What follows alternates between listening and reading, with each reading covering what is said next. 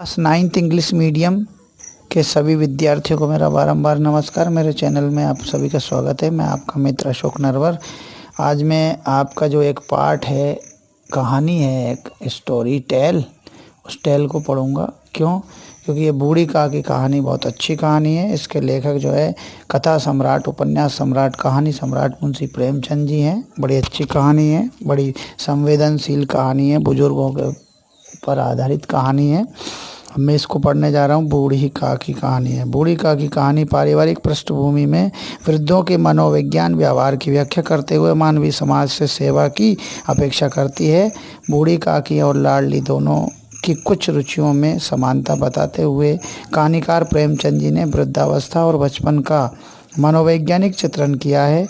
बुजुर्गों की सेवा करना भारतीय संस्कृति का प्रतीक है, जिसे प्रेमचंद जी ने इस कहानी में पारिवारिक समस्याओं के साथ प्रस्तुत किया है। देखिए अब कहानी क्या है। यहाँ शुरू थी। बुढ़ापा बहुधा बचपन का पुनरागमन हुआ करता है। बूढ़ी काकी में जिह्वा स्वाद के सिवा कोई और चेष्टा ना थी और ना अपने कष्टों की ओर आकर्षित करने का रोने के अतिरिक्त कोई दूसरा सहारा ही। समस्त इंद्रियां, नेत्र, हाथ और पैर जवाब दे चुके थे। पृथ्वी पर पड़ी रहती और जब घर वाले कोई बात उनकी इच्छा के प्रतिकूल करते तो भोजन का समय टल जाता या उसका परिणाम पूर्ण ना होता, अथवा बाजार से कोई वस्तु आती और उन्हें ना मिलती तो वे रोने लगती थीं। उनका रोना सिसकना साधारण रोना न था। वह गला फाड़ फाड़ कर रोती थीं। इनके पतिदेव को स्वर्ग सिधारे कालांतर हो चुका था। बेटे तरुण होकर चल बसे थे। अब एक भतीजे के सिवा और कोई ना था। उसी भतीजे के नाम उन्होंने अपनी सारी संपत्ति लिख दी थी। भतीजे ने संपत्ति लिखाते समय तो खूब लंबे चौड़े वादे किए, परंतु वे सब वादे केवल खुली डिपो के दलालों के दिखाए हुए सब्ज बाग थे। यद्यपि उस संपत्ति की वार्षिक आय 150-200 रुपये से कम ना थी।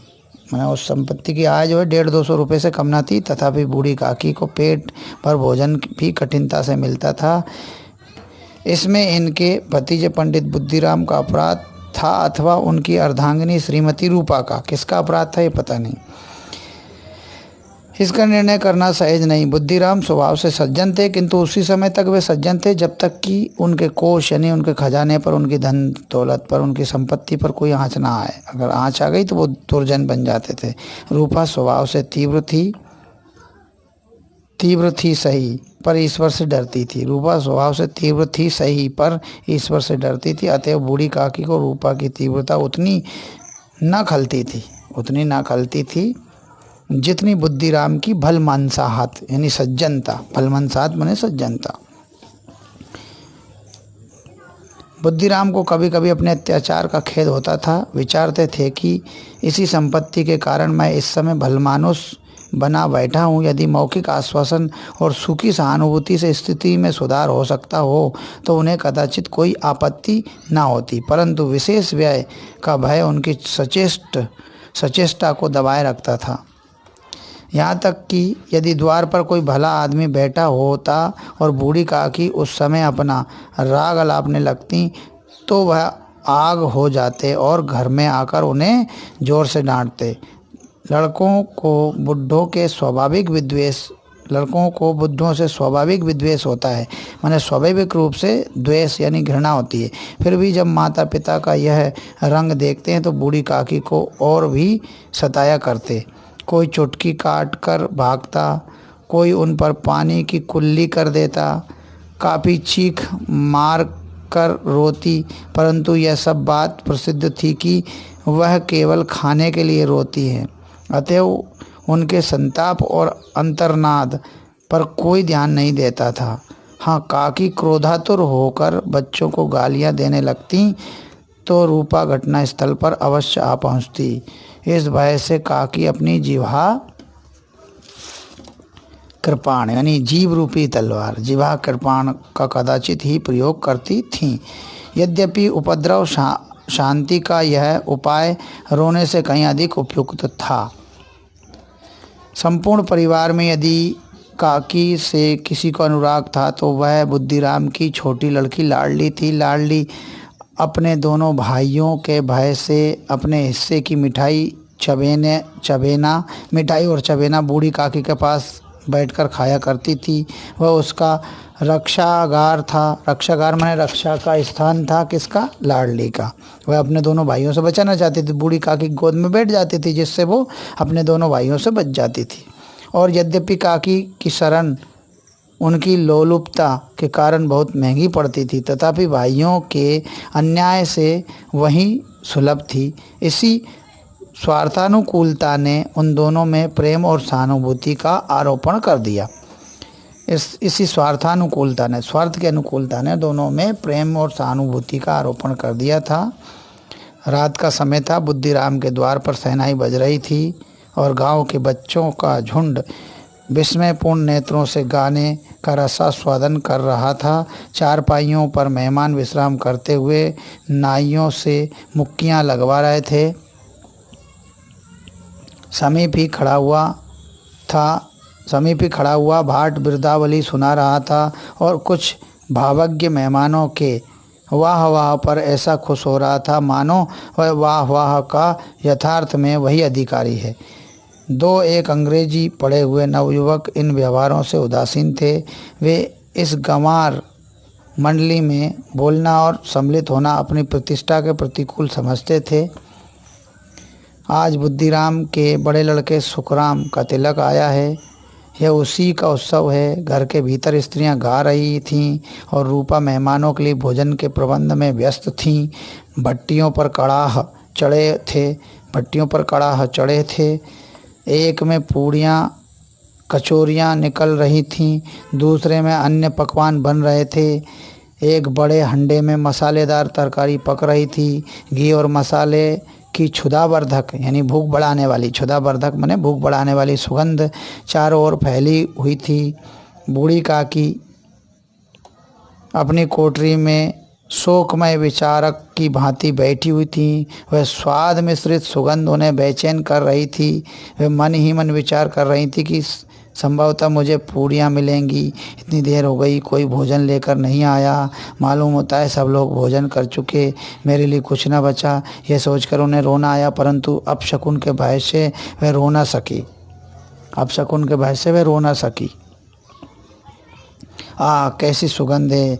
अब मुझे कौन पूछता है? जब रोटियों के ही लाले पड़े हैं तब ऐसे भाग्य कहाँ की भरपेट पूड़ियाँ मिले। यह विचार कर उन्हें रोना आया। कलेजे में हुक सी उठने लगी, परंतु रूपा के भय से उन्होंने फिर मौन धारण कर लिया। बूढ़ी काकी देर तक इन्हीं दुखदायक विचारों में डूबी रहीं। घी और मसालों की सुगंध रह रहकर मन को आपे से बाहर किए देती थी। मुंह में पानी भर भर आता था। पूड़ियों का स्वाद स्मरण करके हृदय में गुदगुदी होने लगती थी। किसे पुकारूं? आज लाडली बेटी भी नहीं आई। दोनों छोकरे सदा जिक्र किया करते हैं, आज उनका भी कहीं पता नहीं। कुछ मालूम तो होता कि क्या बन रहा है। बूढ़ी काकी की कल्पना में पूड़ियों की तस्वीर नाचने लगी। खूब लाल लाल, फूली फूली, नरम नरम होंगी। रूपा ने भली भांति मोयन दिया होगा। कचौरियों में अजवाइन और इलायची की महक आ रही होगी। एक पूरी मिलती तो जरा हाथ में लेकर देखती। क्यों ना चलकर कड़ाह के सामने बैठूं। पूड़ियाँ छन छन कर तैरती होंगी। कड़ाह से नरम नरम निकलकर थाल में रखी जाती होंगी। फूल हम घर में भी सूंघ सकते हैं, परंतु वाटिका में कुछ और बात होती है। इस प्रकार निर्णय करके बूढ़ी काकी उकड़ू बैठकर हाथों के बल सरकती हुई बड़ी कठिनाई से चौखट से उतरी और धीरे धीरे रेंगती हुई कड़ाह के पास जा बैठी। यहाँ आने पर उन्हें इतना ही धैर्य हुआ जितना भूखे कुत्ते को खाने वाले के सम्मुख बैठने से होता है। उतना ही संतोष या धैर्य उन्हें हुआ। रूपा उस समय कार्य भार से उद्विग्न हो रही थी। काम के भार से उद्विग्न या घबरा रही थी या हड़बड़ा रही थी। उद्विग्न हो रही थी मैंने हड़बड़ा रही थी। कभी वह इस कोटे में जाती, कभी उस कोटे में, कभी कड़ाहा के पास आती, कभी भंडार में जाती।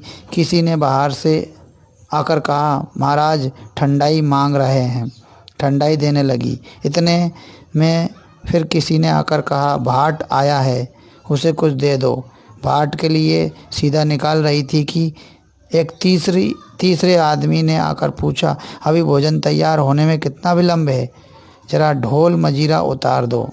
बेचारी अकेली स्त्री दौड़ती दौड़ती व्याकुल हो रही थी, झुंझलाती थी, कुढ़ती थी, परंतु क्रोध प्रकट करने का अवसर ना पाती थी। भय होता कहीं पड़ोसी ने यह ना कहने लगे कि इतने में ही उबल पड़ी। प्यास से स्वयं उसका कंठ सूख रहा था, गर्मी के मारे फूकी जाती थी, परंतु इतना अवकाश भी नहीं था कि जरा पानी पी लें अथवा पंखा लेकर झलें। मैंने पंखा कर लें, झलें का मतलब पंखा कर लें, हाथ का पंखा। वह भी खटका था कि जरा आँख हटी और चीज़ों की लूट मची। जरा आँख हटी और चीज़ों की लूट मची। इस अवस्था में उसने बूढ़ी काकी को कड़ाहा के पास बैठी देखा तो जल गई। क्रोध ना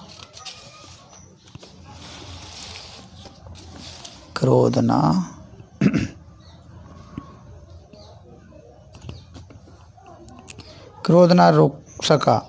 इतना भी ध्यान ना रहा कि पड़ोसी ने बैठी हुई हैं, मन में क्या कहेंगी। पुरुषों में लोग सुनेंगे तो क्या कहेंगे। जिस प्रकार मेंढक केंचुए पर झपटता है, उसी प्रकार वह बूढ़ी काकी पर झपटी और उन्हें दोनों हाथों से झिंझोड़ कर बोली, ऐसे पेट में आग लगे, पेट है या भाड़? कोठरी में बैठते क्या दम घुटता था? ऐसे पेट में आग लगे, पेट है या भाड़, ऐसे कोठरी में बैठे क्या दम घुटता था? अभी मेहमानों ने नहीं खाया, भगवान का भोग नहीं लगा, तब तक धैर्य ना हो सका, आकर छाती पर सवार हो गई। जल जाए ऐसी जीभ दिन रात खाती ना होती तो ना जाने किसकी हांडी में मुंह डालती। दिन रात खाती ना होती तो ना जाने किसकी हांडी में मुंह डालती। गांव देखेगा तो कहेगा, बुढ़िया भरपेट खाने को नहीं पाती, तभी तो इस तरह मुंह बाए फिरती है। डायन ना मरे ना माचा छोड़े, ना मरे ना माचा छोड़े। डायन कहा बेचारी से, बूढ़ी काकी से, ना मरे ना माचा छोड़े। नाम बेचने लगी है, नाक कटवा कर दम लेगी। इतना ठूंसती है, ना जाने कहाँ भस्म हो जाता है। लो भला चाहती हो तो जाकर कोठरी में बैठो, जब घर के लोग खाने लगेंगे तब तुम्हें भी मिलेगा। तुम कोई देवी नहीं हो कि चाहे किसी के मुंह में पानी ना जाए, परंतु तुम्हारी पूजा पहले हो ही जाए। तुम्हारी पूजा पहले ही हो जाए, परंतु तुम्हारी पूजा पहले ही हो जाए, ऐसा उसने कहा। बूढ़ी काकी ने सिर उठाया, ना रोई ना बोली, चुपचाप रेंगती हुई अपनी कोठरी में चली गई। आघात ऐसा कठोर था कि हृदय और मस्तिष्क की संपूर्ण शक्तियाँ, संपूर्ण विचार और संपूर्ण भार उसी ओर आकर्षित हो गए थे। नदी में जब कगार का कोई बृहद खंड कटकर गिरता है तो आसपास का जल समूह चारों ओर से उसी स्थान को पूरा करने को दौड़ता है। भोजन तैयार हो गया, आंगन में पत्तल पड़ गई, मेहमान खाने लगे। स्त्रियों ने जेनावर गीत गाना आरंभ कर दिया। मेहमानों के नाई और सेवकगण भी उसी मंडली के साथ किंतु कुछ हटकर भोजन करने बैठे थे, परंतु सभ्यता अनुसार जब तक सबके सब खाना चुके कोई उठ नहीं सकता था। जब तक सबके सब खाना सके तब तक कोई खाना चुके तब तक कोई उठ नहीं सकता था। दो एक मेहमान जो कुछ पढ़े लिखे थे, सेवकों के दीर्घाहार पर झुंझला रहे थे। वे इस बंधन को व्यर्थ और बेसिर पैर की बात समझते थे। बूढ़ी काकी अपनी कोठरी में जाकर पश्चाताप कर रही थी कि मैं कहाँ से कहाँ गई। उन्हें रूपा पर क्रोध नहीं था, अपनी जल्दबाजी पर दुख था। सच ही तो है, जब तक मेहमान लोग भोजन ना कर चुकेंगे, घर वाले कैसे खाएंगे। मुझसे इतनी देर भी नहीं रहा गया, सबके सामने पानी उतर गया। अब जब तक कोई बुलाने ना आएगा ना जाऊंगी, कोई बुलाने ना आएगा ना जाऊंगी। मन ही मन इसी प्रकार के विचार कर वह बुलाने की प्रतीक्षा करने लगी, परंतु घी का रुचिकर सुवास बड़ा ही धैर्य परीक्षक प्रतीत हो रहा था। उन्हें एक एक पल एक एक युग के समान मालूम होता था। अब पत्तल भीज गई होंगी, अब मेहमान आ गए होंगे, लोग आकर हाथ पैर धो रहे हैं, नाई पानी दे रहा है, मालूम होता है लोग खाने बैठ गए, जेनावर गाया जा रहा है। ये विचार कर वह मन को बहलाने के लिए लेट गई। धीरे धीरे एक गीत गुनगुनाने लगी। उन्हें मालूम हुआ कि मुझे गाते देर हो गई। क्या इतनी देर तक लोग भोजन कर ही रहे होंगे? किसी की आवाज़ नहीं सुनाई देती। अवश्य ही लोग खा पी कर चले गए, मुझे कोई बुलाने नहीं आया। रूपा चिढ़ गई। क्या जाने ना बुलाए, सोचती हो कि आप ही आवेगी। वह कोई मेहमान तो नहीं है जो उन्हें बुलाऊं। बूढ़ी काकी चलने के लिए तैयार हुई, ये विश्वास करके कि 1 मिनट में पूड़ियाँ और मसालेदार तरकारियाँ सामने आवेंगी। उनकी स्वादेंद्रियाँ गुदगुदाने लगी। उन्होंने मन में तरह तरह के मंसूबे बांधे। पहले तरकारी से पूड़ियाँ खाऊंगी, फिर दही और शक्कर से कचौरियाँ रायते के साथ मज़ेदार मालूम होंगी। चाहे कोई बुरा माने चाहे भला, मैं तो मांग मांग कर खाऊंगी, मैं तो मांग कर खाऊंगी। यही ना लोग कहेंगे कि इन्हें विचार नहीं। कहा करे, इतने दिनों के बाद पूड़ियाँ मिल रही हैं तो मुंह जूठा करके थोड़े ही उठ जाऊंगी, मुंह जूठा करके थोड़े ही उठ जाऊंगी। वह उकड़ू बैठकर हाथों के बल खिसकती आंगन में आई, परंतु हाय दुर्भाग्य, अभिलाषा ने अपने पुराने स्वभाव के अनुसार समय की मिथ्या कल्पना की थी। मेहमान मंडली अभी बैठी हुई थी। कोई खाकर उंगलियां चाटता, कोई तिरछे नेत्रों से देखता था कि और लोग अभी खा रहे हैं या नहीं। कोई इस चिंता में था कि पत्तल पर पूड़ियाँ छूटी जाती हैं। कोई इस चिंता में था कि पत्तल पर पूड़ियाँ छूटी जाती हैं, किसी तरह इन्हें भीतर रख लेता।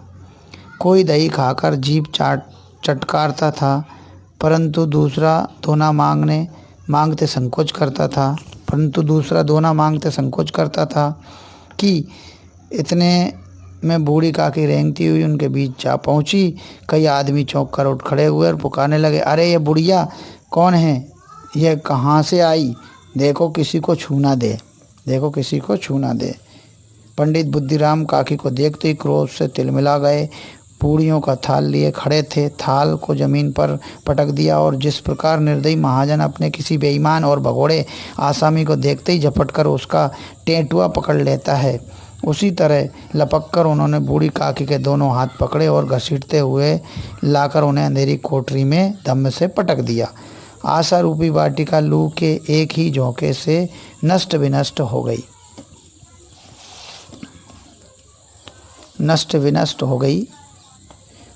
मेहमानों ने भोजन किया, घर वालों ने भोजन किया, समाज के सभी वर्गों के लोगों ने भोजन कर लिया, परंतु बूढ़ी काकी को किसी ने ना पूछा। बुद्धिराम और रूपा दोनों ही बूढ़ी काकी को उनकी निर्लज्जता के लिए दंड देने का निश्चय कर चुके थे। उनके बुढ़ापे पर दीनता, हत ज्ञान पर किसी को करुणा न आती थी। अकेली लाडली उनके लिए कुढ़ रही थी। लाडली को काकी से अत्यंत प्रेम था। बेचारी भोली लड़की थी, बाल विनोद और चंचलता की उसमें कोई गंध न थी। दोनों बार जब उसके माता पिता ने काकी को निर्दयता से घसीटा तो लाडली का हृदय ऐंठ कर रह गया। वह झुंझला रही थी कि ये लोग काकी को क्यों बहुत सी पूरियां नहीं देते। क्या मेहमान सबका सब खा जाएंगे? और यदि काकी ने मेहमानों के पहले खा लिया तो क्या बिगड़ जाएगा? वह काकी के पास जाकर उन्हें धैर्य देना चाहती थी, परंतु माता के भय से ना जाती थी। उसने अपने हिस्से की पूरियां बिल्कुल नहीं खाई थी, अपनी गुड़ियों की पिटारी में बंद कर रखी थी। वह उन पूड़ियों को काकी के पास ले जाना चाहती थी। उसका हृदय अधीर हो रहा था। बूढ़ी काकी मेरी बात सुनते ही उठ बैठेंगी, पूड़ियाँ देखकर कैसी प्रसन्न होंगी, मुझे खूब प्यार करेंगी, ये उसने सोचा। रात के 11 बज गए। रूपा आंगन में पड़ी सो रही थी। लाडली की आंखों में नींद ना आती थी। काकी को पूड़ियाँ खिलाने की खुशी उसे सोने ना देती थी। उसने पूड़ियों की पिटारी सामने रख रखी थी। उसने पूड़ियों की पिटारी सामने ही रख रखी थी। जब विश्वास हो गया कि अम्मा सो रही है तो वह चुपके से उठी और विचारने लगी, कैसे चलूं। चारों ओर अंधेरा था। केवल चूल्हों में आग चमक रही थी और चूल्हों के पास एक कुत्ता लेटा हुआ था। लाडली की दृष्टि द्वार के सामने वाले नीम की ओर गई। उसे मालूम हुआ कि उस पर हनुमान जी बैठे हुए हैं। उनकी पूंछ, उनकी गदा, सब कुछ स्पष्ट दिखलाई दे रहा है। मारे भय के उसने आंखें बंद कर ली। इतने में कुत्ता उठ बैठा। लाडली को ढांढस हुआ। कई सोए हुए मनुष्यों के बदले में एक जागता हुआ कुत्ता उसके लिए अधिक धैर्य का कारण हुआ। उसने पिटारी उठाई और बूढ़ी काकी की ओर चली। बूढ़ी काकी को केवल इतना स्मरण था कि किसी ने मेरे हाथ पकड़कर घसीटे। फिर ऐसा मालूम हुआ कि जैसे कोई पहाड़ पर उड़ाए लिए जाता है। उनके पैर बार बार पत्थरों से टकराए। तब किसी ने उन्हें पहाड़ पर से पटका। वे मूर्छित हो गईं। जब वे सचेत हुई तो किसी की जरा भी आहट ना मिलती थी। समझी कि सब लोग खा पी कर सो गए और उनके साथ मेरी तकदीर भी सो गई। रात कैसे कटेगी राम। क्या खाऊं, पेट में अग्नि धधक रही है। हाय, किसी ने मेरी सुध ना ली। क्या मेरा ही पेट काटने से धन जुड़ जाएगा। इन लोगों को इतनी भी दया नहीं आती कि ना जाने बुढ़िया कब मर जाए, उसका जी क्यों दुखावे। मैं पेट की रोटियां ही खाती हूँ कि और कुछ। इस पर यह हाल है। मैं अंधी अपाहिज ठहरी, ना कुछ सुनूं ना कुछ बूझूं। यदि मैं आंगन में चली गई तो क्या बुद्धिराम से इतना कहते ना बनता था कि काकी अभी लोग खा रहे हैं, फिर आना। मुझे घसीटा पटका। उन्हें पूड़ियों के लिए रूपा ने सबके सामने गालियां दी। उन्हीं पूड़ियों के लिए इतनी दुर्गति करने पर भी उनका पत्थर का कलेजा न पसीजा। सबको खिलाया, मेरी बात तक ना पूछी। जब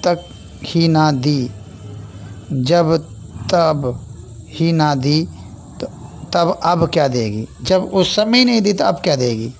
जब ये विचार कर काकी निराश में संतोष के साथ लेट गई। गिलानी से गला भरा आता था, परंतु मेहमानों के भय से रोती ना थी। सहसा उनके कानों में आवाज़ आई, काकी उठो, मैं पूड़ियाँ लाई हूँ। काकी ने लाडली की बोली पहचानी। चटपट उठ बैठी। दोनों हाथों से लाडली को टटोला और उसे गोद में बैठा लिया। लाडली ने पूड़ियाँ निकाल कर दी। काकी ने पूछा, क्या तुम्हारी अम्मा ने दी हैं। लाडली ने कहा, नहीं, यह मेरे हिस्से की हैं। काकी पूड़ियों पर टूट पड़ी। 5 मिनट में पिटारी खाली हो गई। लाडली ने पूछा, काकी पेट भर गया। जैसे थोड़ी सी वर्षा ठंडक के स्थान पर और भी गर्मी पैदा कर देती है, उसी भांति इन थोड़ी सी पूड़ियों ने काकी की क्षुधा और इच्छा को और उत्तेजित कर दिया था। बोली, नहीं बेटी, जाकर अम्मा से और मांग लाओ। लाडली ने कहा, अम्मा सोती है, जगाऊंगी तो मारेंगी। काकी ने पिटारी को फिर टटोला। उसमें कुछ खुरचन गिरे थे। उन्हें निकाल कर खा गई। बार बार होंठ चाटती थी।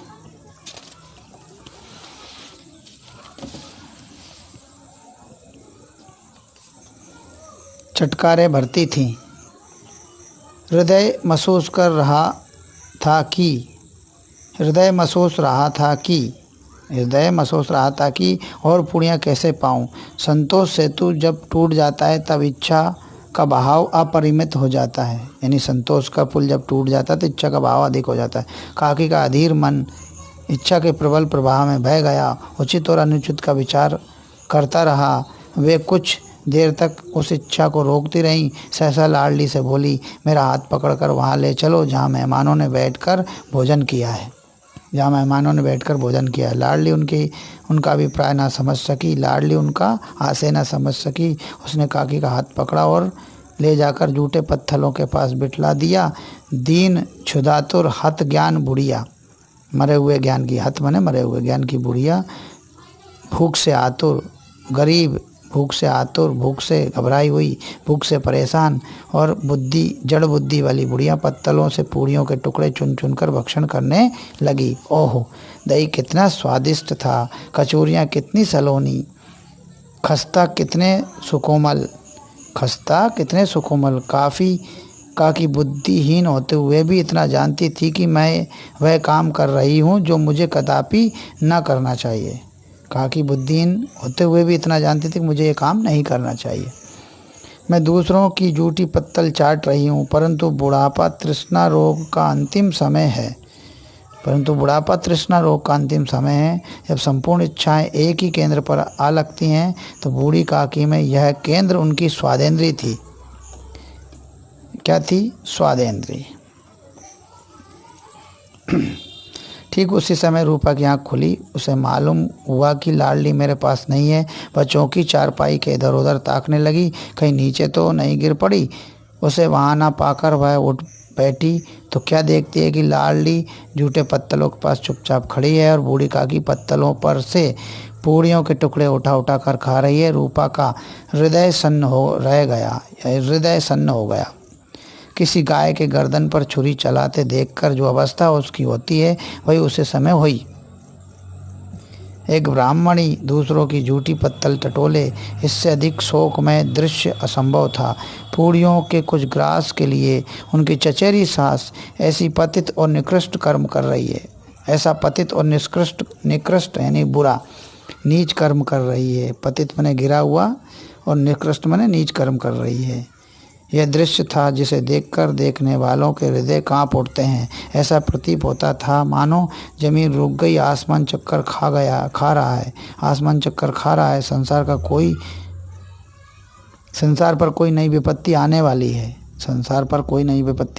है। रूपा को क्रोध न आया। शोक के सम्मुख क्रोध कहाँ, करुणा और भय से उसकी आंखें भर आई। इस अधर्म के पाप का भागी कौन है?